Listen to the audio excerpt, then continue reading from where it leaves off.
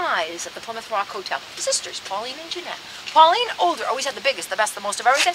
Poor Jeanette, hand-me-downs.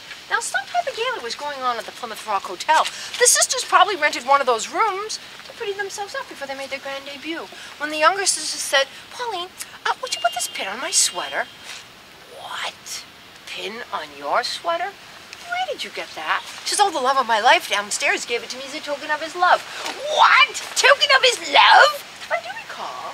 It was my love before he made us our news. Give me the pin. She said, no, he's going to be downstairs. And she ripped it out of her sister's hands.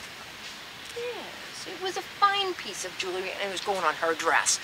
Well, poor Jeanette must have been whining and crying, because before we knew it, Pauline reached on the mantel, picked up a candlestick, and, ooh, right on the head.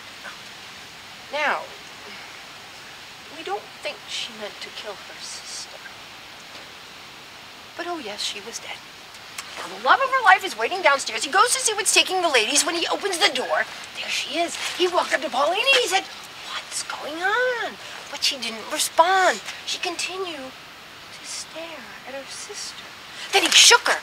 When he shook her, a piece of jewelry went rolling across the ground. He knew what had happened. He knew her jealousy. He knew her anger. He knew her temper. He grabs her.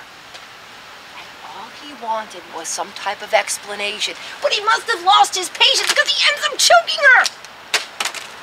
She too fell to the ground. The two sisters laid side by side. We'd think it was those two restless haunts that continued to prowl the building. Doors open and close, footsteps march down. People look out and they're like, who is that noisy tenant? Nothing's ever there. So if you know anybody looking with a little sense of adventure, we've got the perfect place right there. Now, this is your Kodak moment.